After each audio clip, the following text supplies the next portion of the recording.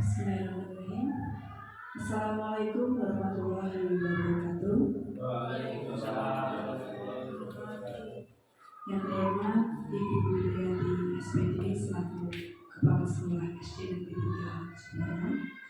Yang terhormat Bapak Ibu Guru beserta karyawan SD Negeri 3 Cirebon. Pertama-tama marilah kita panjatkan puji syukur kehadirat Allah Subhanahu wa Ta'ala yang telah melimpahkan rahmat dan karunia-Nya sehingga kita bisa bertemu pada kesempatan pagi hari ini dalam acara penyebaran budaya positif dari saya. Selawat dan salam tak lupa kita curahkan ke junjungan kita Nabi besar Muhammad Sallallahu Alaihi Wasallam dan syafaatnya selalu kita nantikan di yaumul akhir.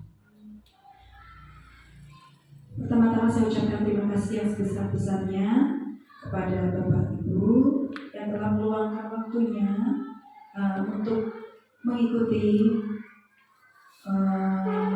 penyebaran budaya positif yang akan saya sampaikan dalam rangka memenuhi tugas saya sebagai CGP Angkatan 11 Modul 1.4.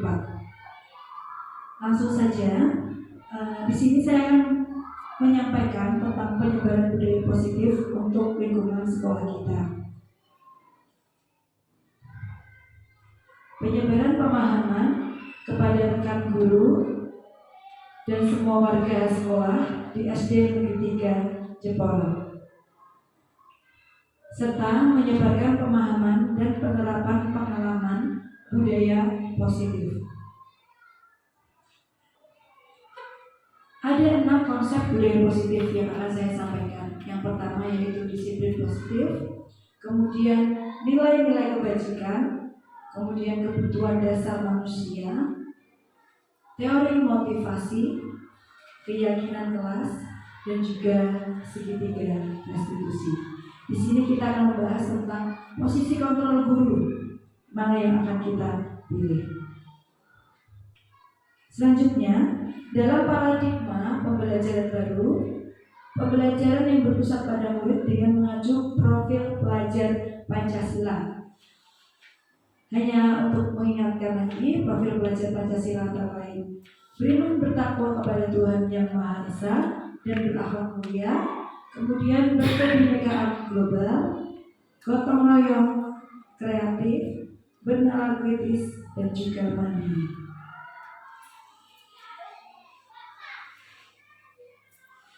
Selanjutnya, psikiater dan pendidik Dr. William Glasser dalam kontrol teori yang kemudian hari berkembang dan dinamakan choice theory meluruskan beberapa miskonsepsi tentang makna kontrol ilusi guru mengontrol murid.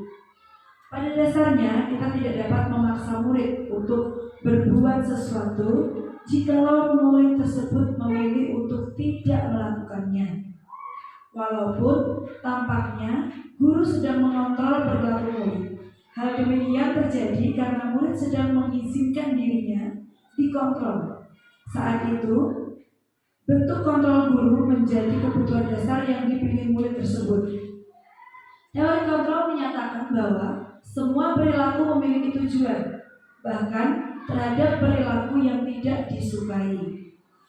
Ilusi bahwa semua penguatan positif efektif dan bermanfaat, penguatan positif atau bujukan adalah bentuk-bentuk kontrol. Segala usaha untuk mempengaruhi murid agar mengulangi suatu perilaku tertentu adalah suatu usaha untuk mengontrol murid tersebut dalam jangka waktu tertentu. Kemungkinan murid tersebut akan menyadarinya dan mencoba untuk menolak bujukan kita, atau bisa jadi murid tersebut menjadi tergantung pada pendapat sang guru untuk berusaha. Ilusi bahwa kritik dan membuat orang merasa bersalah dapat menguatkan karakter menggunakan kritik dan rasa bersalah untuk mengontrol murid menuju pada identitas gagal. Mereka belajar untuk merasa buruk tentang diri mereka. Mereka mengembangkan dialog diri yang negatif. Kadangkala sulit bagi guru untuk mengidentifikasi bahwa mereka sedang melakukan perilaku ini, karena seringkali guru cukup menggunakan suara halus untuk menyampaikan pesan negatif. Ilusi bahwa orang dewasa memiliki hak untuk memaksa. Banyak orang dewasa yang percaya bahwa mereka memiliki tanggung jawab membuat murid melakukan hal tertentu. Apapun yang dilakukan dapat diterima selama ada sebuah tujuan berdasarkan sebuah pengukuran kinerja. Pada saat itu pula, orang dewasa akan menyadari bahwa perilaku memaksa tidak akan efektif untuk jangka waktu panjang, dan juga sebuah hubungan permusuhan akan terbentuk.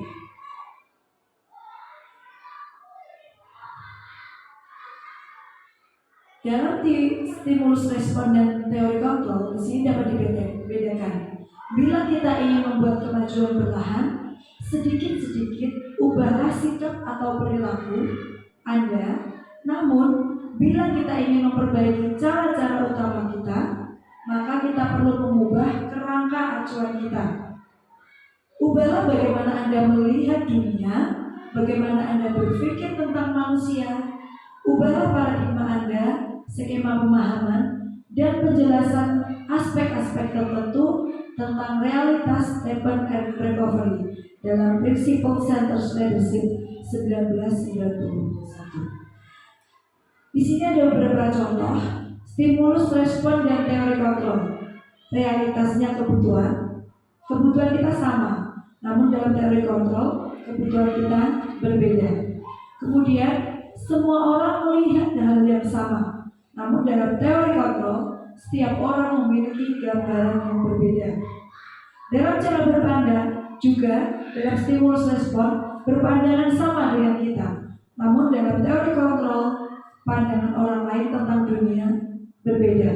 Kemudian dalam stimulus respon perilaku buruk dilihat sebagai suatu kesalahan, sedangkan dalam teori kontrol semua perilaku memiliki tujuan, baik itu baik maupun buruk. Kemudian saya bisa mengontrol orang lain, namun dalam teori kontrol Anda tidak bisa mengontrol orang lain. Dalam stimulus respon, pemaksaan adalah pada saat bujukan itu gagal. Namun dalam teori kontrol, kolaborasi dan konsensus menciptakan pilihan-pilihan baru. Dalam stimulus respon, model berpikir menang atau kalah. Sedangkan dalam teori kontrol, model berpikir adalah menang-menang.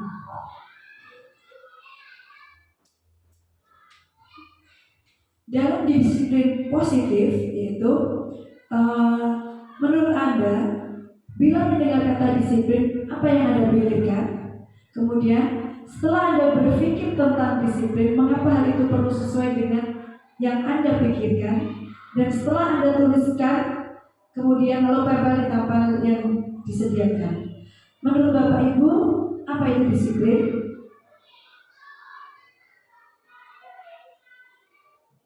Disiplin adalah mematuhi. Menurut Pak Ender adalah mematuhi. Kemudian bagaimana Pak caranya supaya disiplin? Mengapa hal itu perlu dan mengapa harus dilakukan?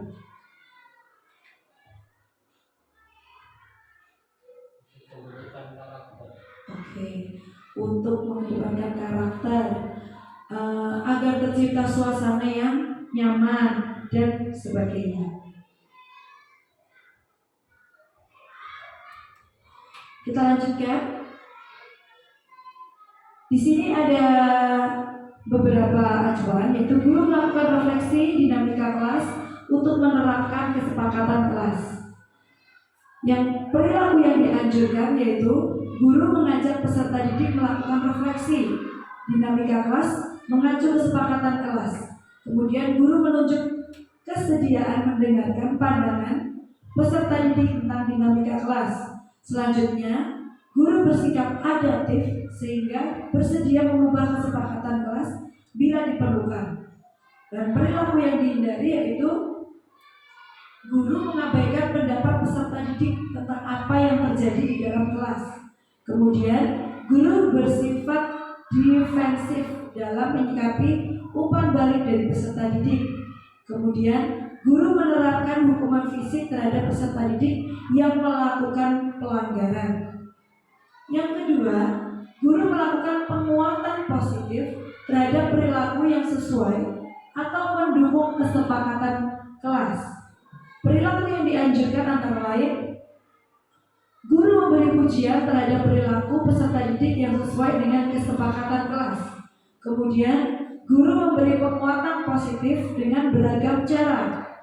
Yang ketiga, guru mengakui sesuatu perilaku positif secara spesifik dan menjelaskan alasannya.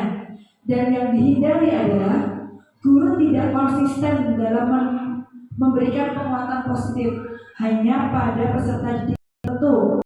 Kemudian, guru mengambil perilaku positif karena terlalu fokus pada perilaku negatif atau yang lain. Guru melakukan penguatan perilaku yang tidak bermanfaat bagi peserta didik dan kelas secara keseluruhan.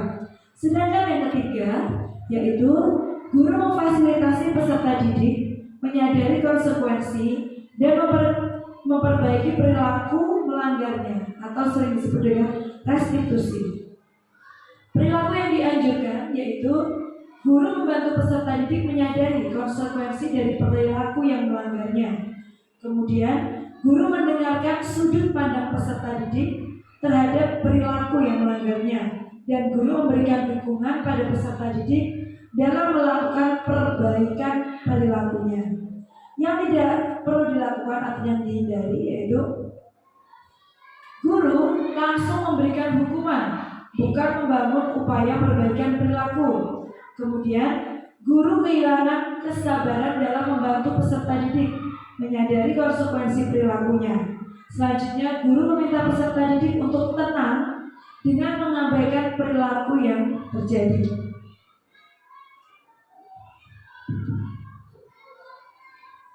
Disiplin positif itu Bapak pendidikan kita yaitu Ki Hajar Dewantara menyatakan bahwa di mana ada kemerdekaan, disitulah harus ada disiplin yang kuat. Tetapi itu sama saja.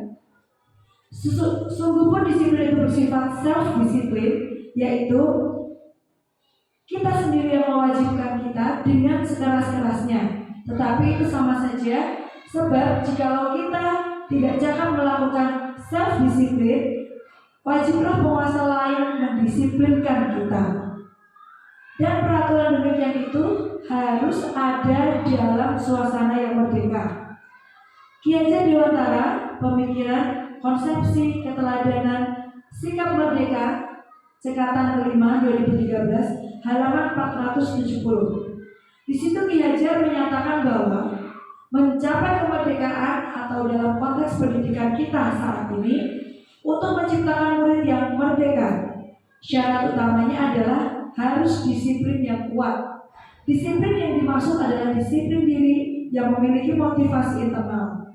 Jika kita tidak memiliki motivasi internal, maka kita memerlukan pihak lain untuk mendisiplinkan kita atau motivasi eksternal, karena berasal dari luar, bukan dari dalam diri kita. Adapun definisi kata merdeka menurut Ki Hajar adalah mardika iku jarbonyo orang noramung lepasin pareh nging uga kuat kuasa aman diri priyoko. Merdeka itu artinya tidak hanya terlepas dari perintah, akan tetapi juga cakap buat memerintah diri sendiri. Pemikiran Ki Hajar ini sejalan dengan pandangan Dian Gosen dalam bukunya Restructuring School Discipline 2001. Dia menyatakan bahwa arti dari kata disiplin berasal dari bahasa Latin disciplina yang artinya belajar. Kata disiplin juga berasal dari akar kata yang sama dengan disciple atau murid atau pengikut. Untuk menjadi seorang murid atau pengikut, seseorang harus paham betul alasan mengapa mereka mengikuti suatu aliran atau ajaran tertentu, sehingga motivasi yang terbangun adalah motivasi intrinsik, bukan ekstrinsik.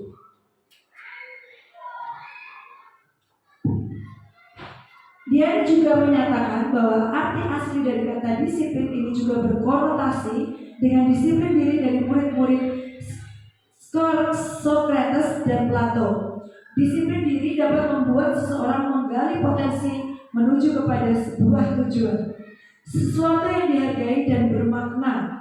Dengan kata lain, disiplin diri juga mempelajari bagaimana cara kita mengontrol diri dan bagaimana menguasai diri untuk memilih tindakan yang mengacu pada nilai-nilai yang kita hargai. Dengan kata lain, seseorang yang memiliki disiplin diri berarti mereka bisa bertanggung jawab terhadap apa yang dilakukannya karena mereka mendasarkan tindakan mereka pada nilai-nilai kebijakan universal. Dalam hal ini, Ki Hajar Dewantara menyatakan pertanggungjawaban atau fair work the life skill itulah selalu menjadi sisihannya, hak atau kewajiban dari seseorang yang pegang kekuasaan atau pimpinan dalam umumnya. Adapun artinya tidak lain ialah orang tadi harus mempertanggungjawabkan dirinya serta tertibnya laku diri dari segala hal dan kewajibannya. Ki Hajar Dewantara, Pemikiran Konsepsi Keteladanan Sikap Merdeka, cetakan kelima 2013, halaman 469.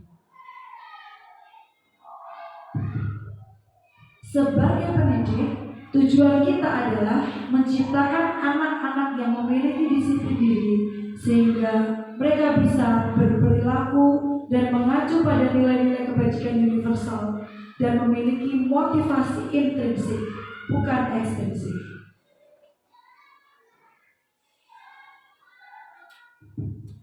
Nilai-nilai kebajikan yang dianut antara lain nilai kebajikan dalam profil pelajar Pancasila. Yang kedua, Ibu Primary Years Program atau sering disingkat dengan PYP, antara lain toleransi, rasa hormat, empati, integritas, mandiri, antusias, kreativitas, kerjasama, percaya diri, dan komitmen. Yang ketiga adalah lifelong guidelines dan life skills, yaitu tidak merendahkan orang lain, dapat dipercaya, lurus hati, memberikan terbaik dari diri.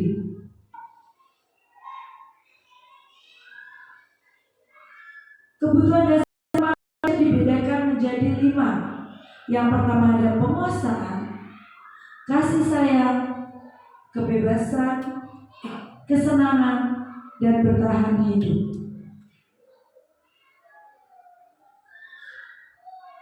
Kebutuhan dasar manusia bertahan hidup yaitu kebutuhan yang bersifat fisiologis untuk bertahan hidup, misalnya kesehatan, rumah, dan makanan.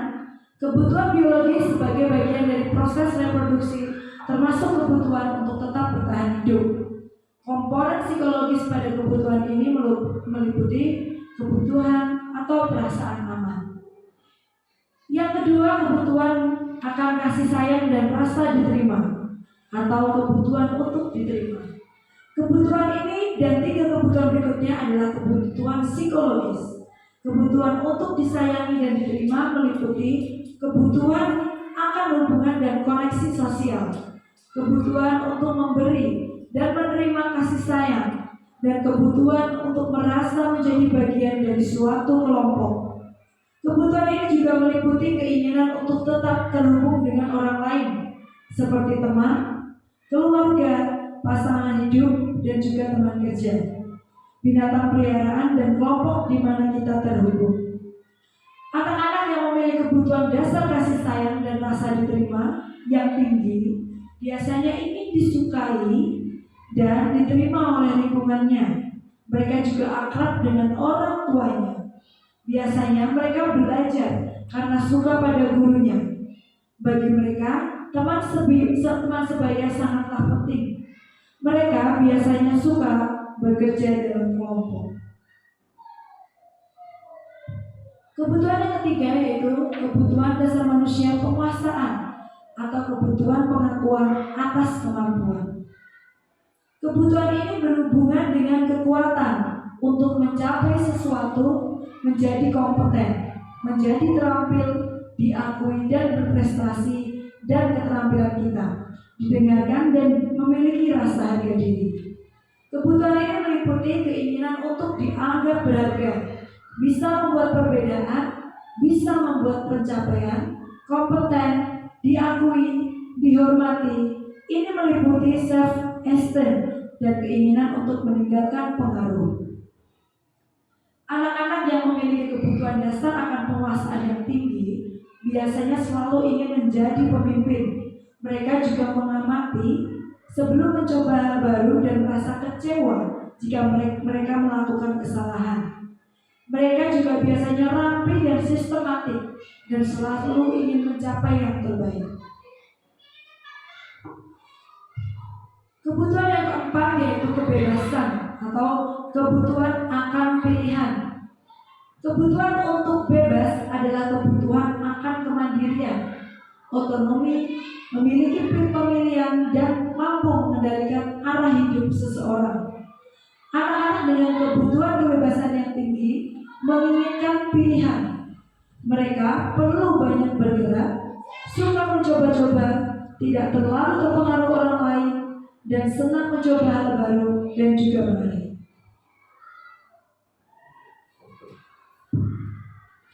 Kebutuhan yang terakhir yaitu kesenangan. Kebutuhan akan kesenangan adalah kebutuhan untuk mencari kesenangan, bermain, dan tertawa. Bayangkan hidup tanpa kenikmatan apapun, betapa menyedihkan.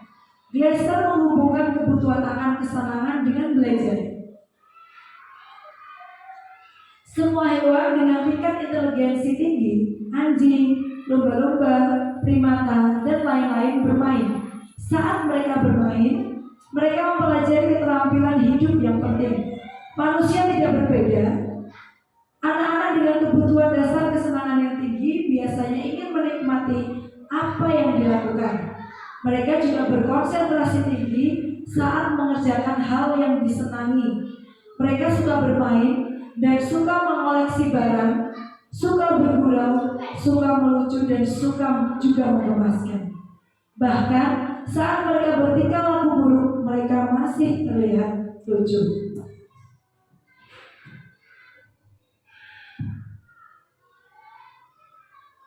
Kita sebagai guru memiliki posisi kontrol. Ada 5 posisi kontrol. Yang pertama sebagai penghukum, yang kedua sebagai pembuat rasa bersalah, yang ketiga sebagai teman, yang keempat sebagai pemantau, dan yang terakhir adalah sebagai manajer. Posisi kontrol guru sebagai penghukum.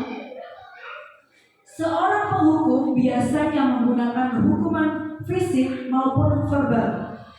Orang-orang yang menjalankan posisi penghukum senantiasa mengatakan bahwa sekolah memerlukan sistem atau alat yang dapat menekan murid-murid lebih dalam lagi. Guru-guru yang menerapkan posisi penghukum akan berkata, "Patuhi aturan saya," atau "Awas, kamu selalu saja salah. Selalu, pasti selalu yang terakhir selesai." Guru seperti ini senantiasa percaya hanya ada satu cara agar pembelajaran bisa berhasil, yaitu cara diam. Kemungkinan murid marah dan memendam atau mendendam atau bersifat agresif bisa jadi sesudah kembali duduk, murid tersebut akan mencoret-coret bukunya atau meja tulisnya.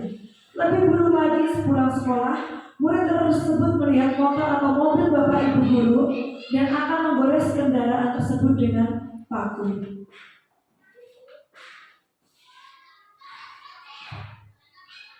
Yang kedua yaitu posisi kontrol kita sebagai pembuat rasa bersalah. Posisi ini biasanya guru akan bersuara lebih lembut. Pembuat rasa bersalah akan menggunakan keheningan yang membuat orang lain merasa tidak nyaman, bersalah, atau rendah diri. Kata-kata yang keluar dengan lembut akan seperti, "Ibu sangat kecewa sekali dengan kamu. Berapa kali Bapak harus memberitahu kamu ya? Gimana coba kalau orang tua kamu tahu kamu berbuat begini?" Di posisi ini murid akan memiliki penilaian diri yang buruk tentang diri mereka. Murid merasa tidak berharga dan telah mengecewakan orang-orang yang disayanginya. Nada suara memelas, halus, sedih, bahasa tubuh merapat pada anak lesu. Murid akan merasa bersalah. Bersalah telah mengecewakan ibu atau bapak guru. Murid akan merasa menjadi orang yang gagal dan tidak sanggup membahagiakan orang lain. Kadang-kala sikap seperti ini lebih berbahaya dari sikap menghukum, karena emosi akan tertanam rapat di dalam diri. Murid menahan perasaan. Tidak seperti murid dalam dengan guru penghukum, di mana murid bisa menumpahkan amarahnya walaupun dengan cara negatif. Murid tertekan seperti inilah yang tiba-tiba bisa meletus amarahnya dan bisa menyakiti diri sendiri atau orang lain. Posisi kontrol guru sebagai teman. Guru pada posisi ini tidak akan menyakiti murid, namun akan tetap berupaya mengontrol murid melalui persuasi. Posisi teman pada guru bisa negatif atau positif. Positif di sini berupa hubungan baik yang terjalin antara guru dan murid. Guru di posisi teman menggunakan hubungan baik dan humor untuk mempengaruhi seseorang. Mereka akan berkata, "Ayo, bantulah demi Bapak ya." "Ya sudah, kali ini tidak apa-apa. Nanti Ibu bantu bereskan." "Ayo, ingat tidak bantuan Bapak selama ini." Hal negatif dari posisi teman adalah bila suatu saat guru tersebut tidak membantu mereka, maka murid akan kecewa dan berkata, "Saya pikir Bapak, Ibu itu teman saya." Murid merasa dikecewakan dan tidak mau lagi berusaha. Hal ini mungkin timbul adalah murid hanya akan bertindak untuk guru tertentu dan tidak untuk guru lain. Murid akan tergantung pada guru tersebut.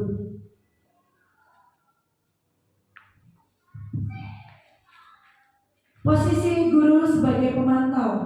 Memantau berarti mengawasi. Pada saat ini, mengawasi kita bertanggung jawab atas perilaku orang-orang yang kita awasi. Posisi pemantau berdasarkan pada peraturan-peraturan dan konsekuensi. Dengan menggunakan sanksi atau konsekuensi, kita dapat memisahkan hubungan pribadi kita dengan murid. Sebagai seorang yang menjalankan posisi pemantau, pertanyaan yang diajukan seorang pemantau adalah, peraturannya apa? Apa yang telah kamu lakukan?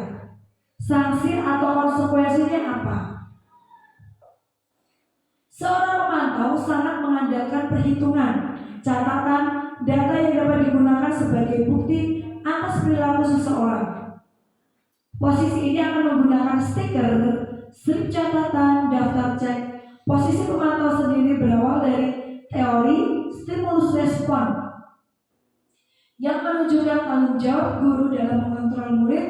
Murid memahami konsekuensi yang harus dijalankan karena telah melanggar salah satu peraturan sekolah. Guru tidak menunjukkan suatu emosi yang berlebihan, menjadi marah atau membuat merasa bersalah. Murid tetap dibuat tidak nyaman, yaitu dengan harus tinggal kelas pada waktu jam istirahat dan mengerjakan tugas. Guru tetap harus memantau murid pada saat mengerjakan tugas di jam istirahat, karena murid tidak bisa ditinggal seorang diri. Posisi yang terakhir yaitu posisi guru sebagai manajer. Posisi guru manajer adalah posisi di mana guru berbuat sesuatu bersama dengan murid, mempersilahkan murid mempertanggungjawabkan perilakunya, mendukung murid agar dapat menemukan solusi atas permasalahannya sendiri. Seorang manajer telah memiliki keterampilan di posisi teman maupun pemantau, dan dengan demikian bisa jadi di waktu-waktu tertentu kembali kepada kedua posisi tersebut bila diperlukan. Namun, bila kita menginginkan murid-murid kita menjadi manusia yang merdeka, mandiri, dan bertanggung jawab, maka kita perlu mengacu kepada restitusi yang dapat menjadikan murid kita seorang manajer bagi dirinya sendiri. Di manajer, murid diajak untuk menganalisis kebutuhan dirinya maupun kebutuhan orang lain. Di sini, penekanan bukan pada kemampuan membuat konsekuensi, namun dapat berkolaborasi dengan murid bagaimana memperbaiki kesalahan yang ada. Seorang manajer akan berkata, apa yang kita yakini? Kembali ke keyakinan kelas. Apakah kamu meyakininya? Jika kamu meyakininya, apakah kamu bersedia memperbaikinya? Jika kamu memperbaiki ini, hal ini menunjukkan apa tentang dirimu dan apa rencana kamu untuk memperbaiki hal ini.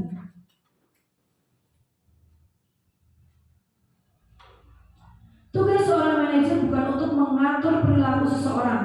Kita membimbing murid untuk dapat mengatur dirinya.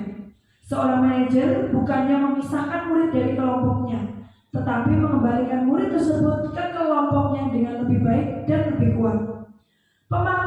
Pemantau, karena murid yang ditangani belum siap diajak berdiskusi atau diundang melakukan restitusi, namun perlu disadari tujuan akhir dari 5 posisi kontrol seorang guru adalah pencapaian posisi manajer, di mana di posisi ini murid dapat menjadi pribadi yang lebih mandiri, merdeka, dan bertanggung jawab atas segala perilaku dan sikapnya, yang pada akhirnya dapat menciptakan lingkungan yang positif, nyaman, dan aman.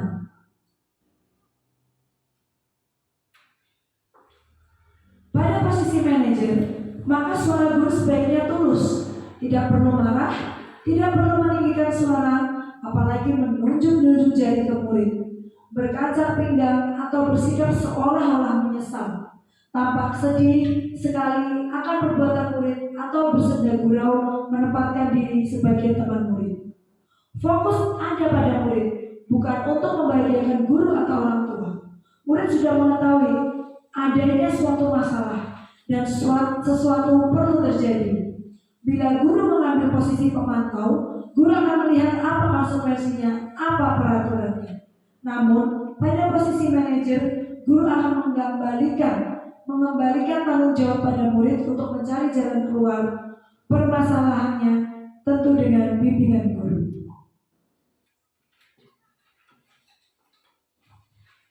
Perlunya motivasi yaitu yang pertama, untuk menghindari ketidaknyamanan atau hukuman. Yang kedua, untuk mendapatkan imbalan atau penghargaan dari orang lain. Yang ketiga, untuk menjadi orang yang mereka inginkan dan menghargai diri sendiri dengan nilai-nilai yang mereka percaya. Motivasi yang pertama yaitu untuk menghindari ketidaknyamanan. Ini adalah tingkat terendah dari motivasi perilaku. Biasanya, orang yang motivasi perilakunya untuk menghindari hukuman atau ketidaknyamanan akan bertanya, apa yang terjadi apabila saya tidak melakukannya? Sebenarnya mereka sedang menghindari permasalahan yang mungkin muncul dan berpengaruh pada mereka secara fisik, psikologis, maupun tidak terpenuhinya kebutuhan mereka. Bila mereka melakukan tindakan tersebut, motivasi ini bersifat eksternal. Motivasi yang kedua yaitu untuk mendapatkan imbalan atau penghargaan dari orang lain. Satu tingkat di atas motivasi yang pertama, di sini orang berperilaku untuk mendapatkan imbalan atau penghargaan dari orang lain saja. Orang dengan motivasi ini akan bertanya, apa yang akan saya dapatkan apabila saya melakukannya? Mereka melakukan sebuah tindakan untuk mendapatkan pujian dari orang lain yang menurut mereka penting, dan mereka letakkan dalam dunia berkualitas mereka. Mereka juga melakukan sesuatu untuk mendapatkan hadiah, pengakuan, atau imbalan. Motivasi ini juga bersifat eksternal. Motivasi yang ketiga dan yang terakhir yaitu untuk menjadi orang yang mereka inginkan dan menghargai diri sendiri dengan nilai-nilai yang mereka percaya. Orang dengan motivasi ini akan bertanya, akan menjadi orang yang seperti apa apabila saya melakukannya. Mereka melakukan sesuatu karena nilai-nilai yang mereka yakini dan hargai, dan mereka melakukannya karena mereka ingin menjadi orang yang melakukan nilai-nilai yang mereka yakini tersebut. Ini adalah motivasi yang akan membuat seseorang memiliki disiplin positif, karena motivasi berperilakunya bersifat eksternal, bersifat internal, bukan eksternal.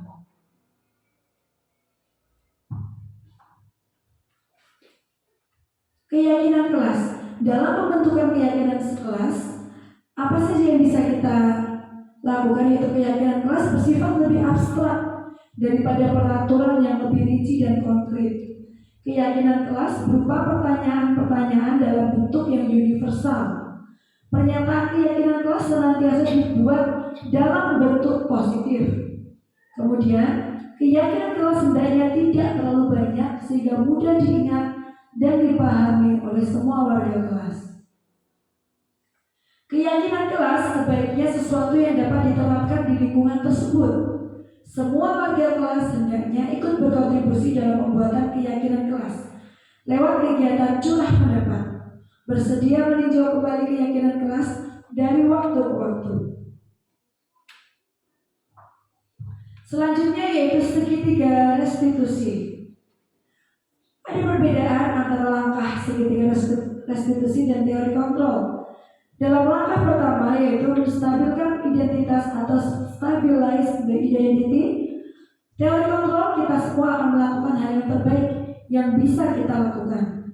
Dan langkah kedua yaitu validasi tindakan yang salah atau validate the misbehavior, yaitu semua perilaku memiliki alasan. Yang ketiga, menanyakan keyakinan, shake the belief. Kita semua memiliki motivasi internal. Saya sampaikan gambar segitiga restitusi. Yang pertama, kamu tentu punya alasan mengapa melakukan itu. Kemudian, adakah cara yang lebih baik dan efektif untuk mendapatkan apa yang kamu butuhkan? Dalam menstabilkan identitas, setiap orang pasti pernah melakukan kesalahan. Dan juga, kamu bukan satu-satunya yang pernah melakukan ini. Sedangkan untuk menanyakan keyakinan kelas apa yang telah kita sepakati, kemudian kamu ingin menjadi orang yang seperti apa. Itu adalah beberapa contoh pertanyaan dalam melaksanakan segitiga restitusi yang terdiri dari 3 langkah. Dalam stabilkan identitas atau stabilize the identity, bagian dasar dari segitiga bertujuan untuk mengubah identitas anak dari orang yang gagal karena melakukan kesalahan menjadi orang yang sukses. Anak yang melanggar peraturan karena sedang mencari perhatian adalah anak yang mengalami kegagalan. Dia mencoba untuk memenuhi kebutuhan dasarnya, namun ada benturan. Kalau kita mengkritik dia, maka kita akan tetap membuatnya dalam posisi yang gagal. Kalau kita ingin menjadi reflektif, maka kita harus meyakinkan si anak dengan cara mengatakan kalimat-kalimat ini. Berbuat salah itu tidak apa-apa. Tidak ada manusia yang sempurna. Saya juga pernah melakukan kesalahan seperti itu. Kita bisa menyelesaikan ini. Bapak Ibu tidak tertarik mencari siapa yang salah, tapi Bapak Ibu ingin mencari solusi dari permasalahan ini. Kamu berhak merasa begitu. Apakah kamu sedang menjadi teman yang baik buat dirimu sendiri? Ini adalah beberapa contoh pertanyaan atau kalimat-kalimat untuk meyakinkan si anak dalam menstabilkan identitas. Setiap tindakan kita dilakukan dengan suatu tujuan, yaitu memenuhi kebutuhan dasar. Kalau kita memahami kebutuhan dasar apa yang mendasari sebuah tindakan, kita akan bisa menemukan cara-cara paling efektif untuk memenuhi kebutuhan tersebut. Menurut teori kontrol, semua tindakan manusia baik atau buruk pasti memiliki maksud atau tujuan tertentu. Seorang guru yang memahami teori kontrol pasti akan mengubah pandangannya dari teori stimulus respon ke cara berpikir proaktif yang mengenali tujuan dari setiap tindakan. Kita mungkin tidak suka sikap seorang anak tersebut, terus-menerus melengek. Tapi bila sikap itu mendapat perhatian dari kita, maka itu telah memenuhi kebutuhan anak tersebut. Kalimat-kalimat di bawah ini mungkin terdengar asing buat guru. Namun, bila dikatakan dengan nada tanpa menghakimi, akan memvalidasi kebutuhan mereka. Contohnya, padahal kamu bisa melakukan yang lebih buruk dari ini ya. Kamu pasti punya alasan mengapa melakukan hal itu. Kamu patut bangga pada dirimu sendiri karena kamu telah melindungi sesuatu yang penting buatmu. Atau kamu boleh mempertahankan sikap itu, tapi kamu harus menambahkan sikap yang baru.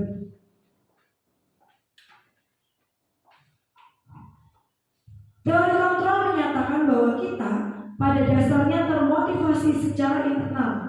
Ketika identitas sukses telah tercapai di langkah pertama dan tingkah laku yang salah telah divalidasi dalam langkah yang kedua, maka anak akan siap untuk dihubungkan dengan nilai-nilai yang dia percaya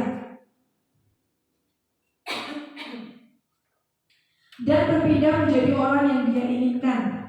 Pertanyaan-pertanyaan di bawah ini menghubungkan keyakinan anak dengan keyakinan kelas atau keluarga. Contohnya, apa yang kita percaya sebagai kelas atau keluarga? Apa nilai-nilai umum yang kita telah sepakati? Apa bayangan kita tentang kelas dan ideal? Kamu mau jadi orang yang seperti apa? Beberapa teori kontrol ini, apabila kita yakini dan kita terapkan pada aktivitas pembelajaran sehari-hari, maka akan menciptakan suasana yang baik dan juga nyaman bagi anak tersebut. Apakah Bapak Ibu guru sudah membuat keyakinan kelas? Sudah Pak? Bu? Oh, ada yang sudah dan ada yang belum. Ini tadi ya Pak, untuk membuat keyakinan kelas ada beberapa yang perlu kita amati langkah-langkahnya, karena di dalamnya keyakinan dan peraturan itu berbeda. Jika peraturan itu lebih mengacu pada apa yang sudah ditetapkan, tanpa murid tahu kapan membuatnya, apa hukumannya, tiba-tiba sudah ada di sekolah. Itu adalah peraturan.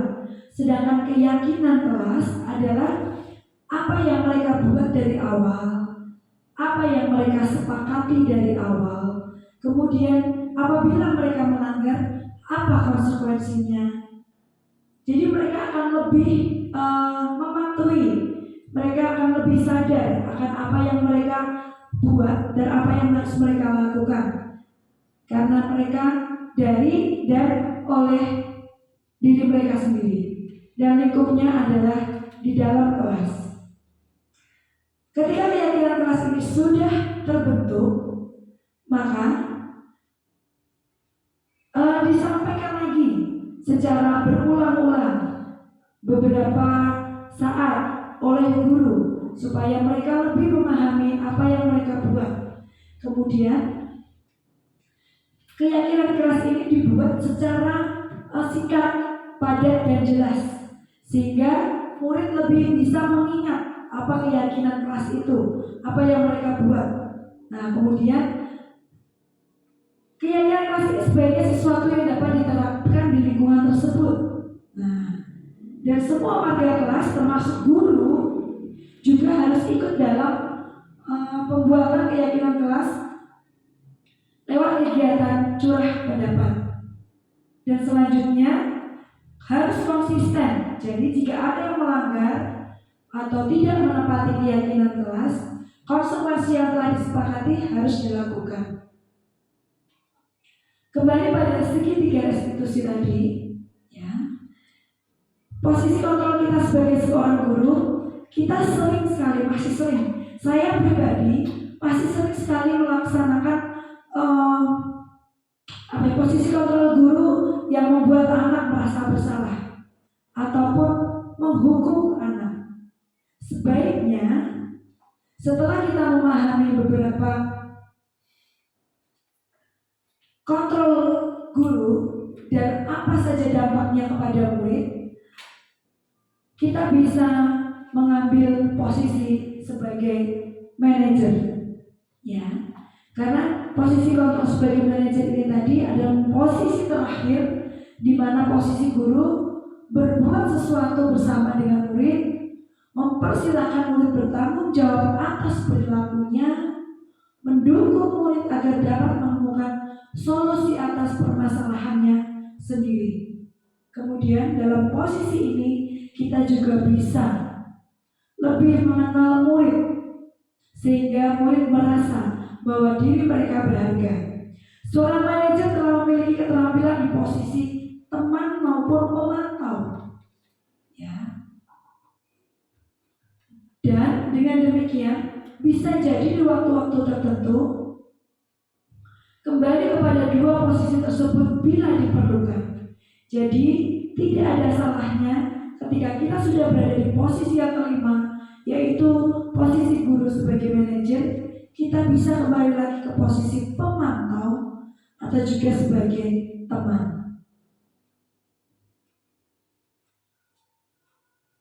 Namun bila kita menginginkan murid-murid kita menjadi manusia yang lebih merdeka, mandiri dan bertanggung jawab, maka kita perlu mengacu kepada restitusi yang dapat menjadikan murid kita seorang manajer bagi dirinya sendiri. Di manajer, murid diajak untuk menganalisis kebutuhan dirinya maupun kebutuhan orang lain. Di sini penekanan bukan pada kemampuan membuat konsekuensi, namun dapat berkolaborasi dengan murid bagaimana memperbaiki kesalahan yang ada.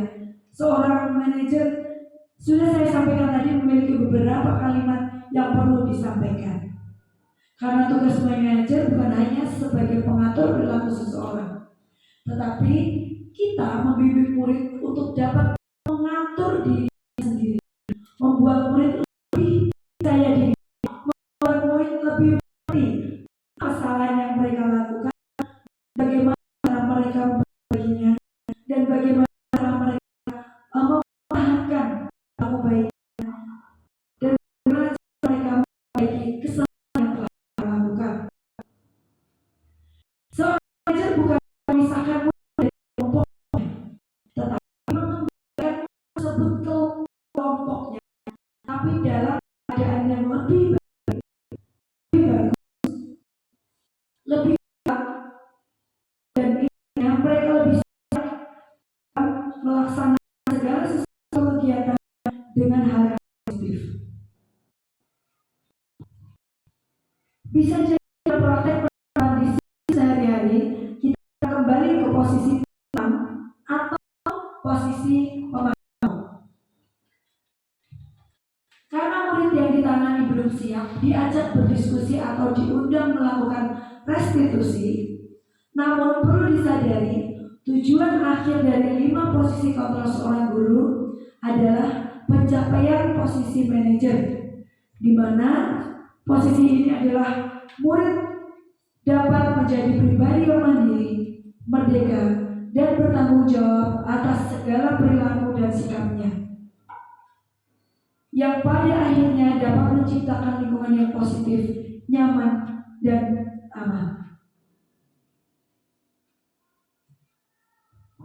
Setelah saya mengikuti beberapa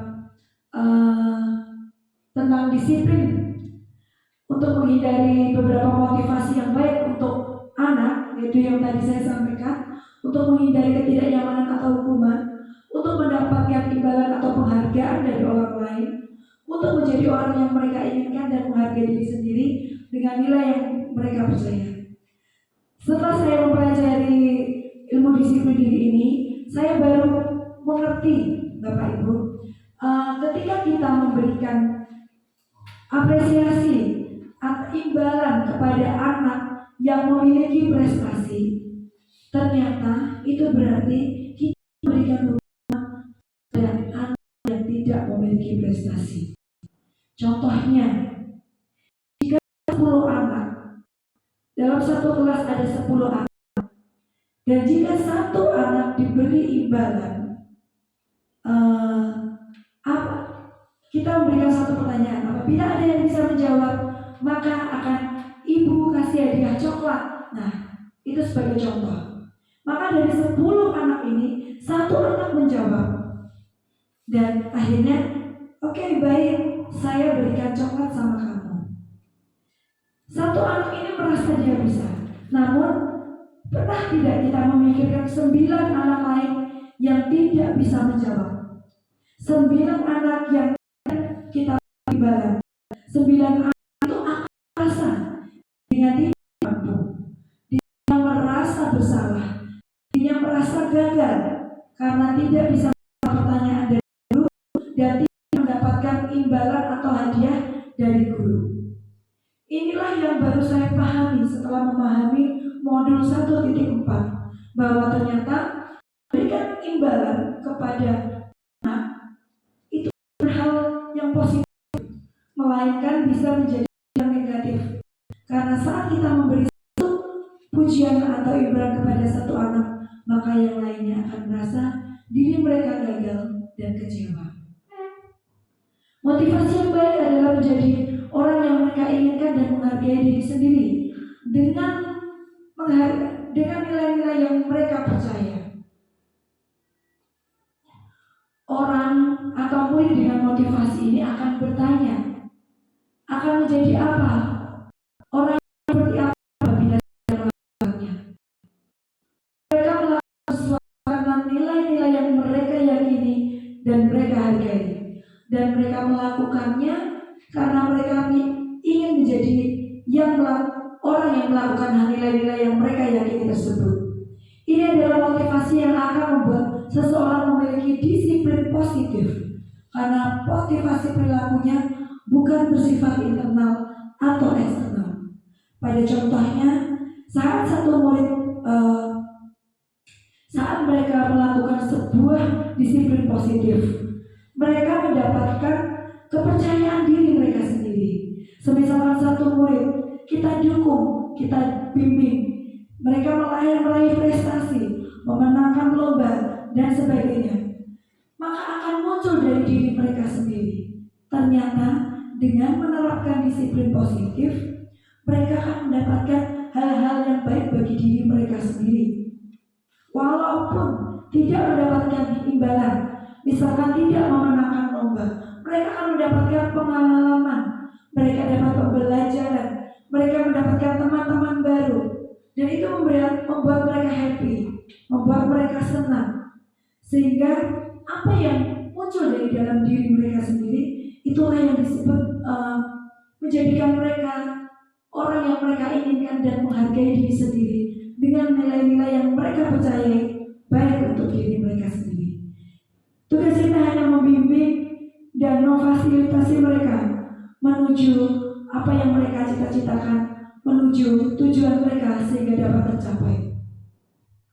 Tugas kita bukan mematahkan semangat mereka. Tugas kita hanya menyemangati dan membimbing mereka untuk mencapai apa yang mereka inginkan. Seperti yang sudah saya sampaikan tadi dalam segitiga restitusi, ya, ada 3 langkah, yaitu validasi tindakan yang salah, menstabilkan identitas dan menanyakan keyakinan kelas. Terkadang kita sebagai guru saat menerima hal ini, kita akan berpikir, oh seperti itu ya. Kalau kita menangkap anak yang sedang melakukan kesalahan atau membuat permasalahan, nanti saya akan melakukan langkah-langkah ini. Yang pertama, saya akan memvalidasi tindakan yang salah. Kemudian, saya akan menstabilkan identitas. Kemudian, saya akan menanyakan keyakinan. Namun, pada kenyataannya, saat kita menemukan permasalahan dalam lingkungan sekolah kita sering sekali mengabaikan langkah-langkah pada segitiga restitusi ini. Kita kadang-kadang lebih mengedepankan emosi, ya. Karena sebagai guru dengan banyaknya pekerjaan, dengan kompleksnya permasalahan yang ada, kadang tidak bisa menahan emosi kita. sehingga segitiga institusi yang harusnya kita laksanakan satu langkah demi satu langkah menjadi terabaikan. Dan pada akhirnya kita akan kembali ke depan lagi ke langkah yang pertama. Kita sebagai guru tidak bijak hanya menjadi posisi penghukum atau pembuat merasa bersalah, bukan lagi dalam posisi sebagai manajer. Dalam menstabilkan identitas, seringkali kita menyampaikan kalimat-kalimat seperti berbuat salah itu tidak apa-apa, tapi jangan diulang-ulang. Nah, seperti itu. Kemudian tidak ada manusia yang sempurna. Bu Guru pun dulu juga pernah melakukan kesalahan. Namun, kata-kata seperti itu, kata-kata pembuka awal akan membuat anak merasa bahwa bukan hanya saya yang melakukan kesalahan, namun orang lain juga pernah melakukan kesalahan. Namun orang lain bisa memperbaikinya. Berarti saya juga bisa. Jika Bapak Ibu guru dulu pernah melakukan kesalahan dan sekarang bisa menjadi guru yang baik, berarti saya sebagai murid pasti juga pernah melakukan kesalahan dan saya juga bisa menjadi murid yang lebih baik.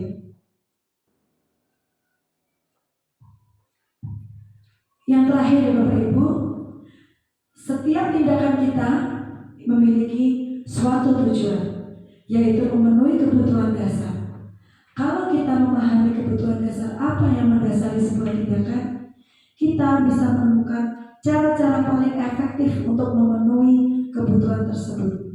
Menurut teori kontrol, semua tindakan manusia baik atau buruk pasti memiliki maksud dan tujuan tertentu. Seseorang guru yang memahami teori ini pasti mengubah pandangannya dari stimulus respon ke cara berpikir proaktif yang mengenali tujuan dari setiap tindakan.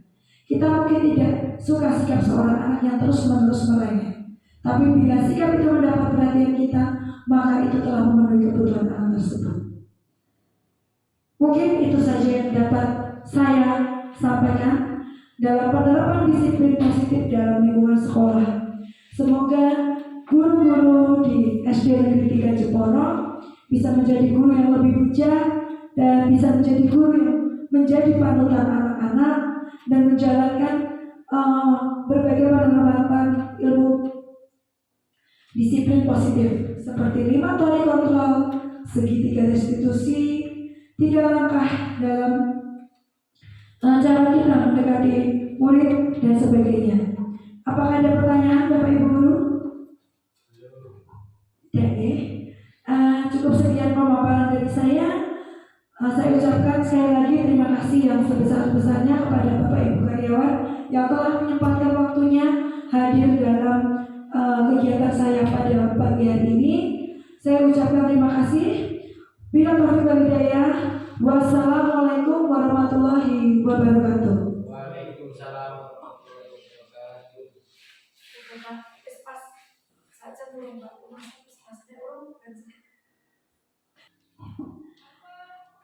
Sekali lagi terima kasih ya Bapak Ibu Guru. Semoga apa yang saya sampaikan tadi bisa bermanfaat bagi sekolah kita.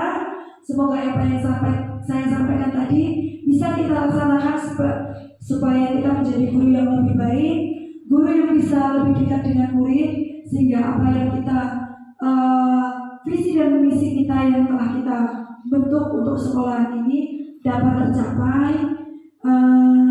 Murid-murid kita menjadi murid yang lebih berprestasi, murid yang lebih baik lagi ke depannya, murid yang bisa meraih cita-cita yang akan datang, dan juga murid yang bisa diterima di masyarakat sehingga mereka bisa lebih siap nanti pada saat mereka sudah tidak ada di jenjang formal. Mereka bisa lebih mengenal diri mereka sendiri, mereka lebih percaya diri, dan mereka bisa dengan mudah menyesuaikan diri mereka ke lingkungan yang baru, lingkungan di mana mereka nanti berjuang dengan sesungguhnya, bukan lagi hanya di dunia pendidikan, namun juga dalam masyarakat.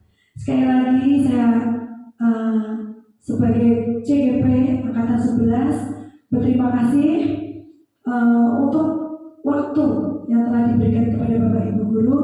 Semoga apa yang kita pelajari bisa bermanfaat, bisa mengembangkan dan lebih membuat murid-murid kita menjadi anak yang berguna bagi nusa, bangsa, dan juga agama. Sekali lagi terima kasih ya Bapak Ibu Guru. Saya tutup, saya ulangi lagi.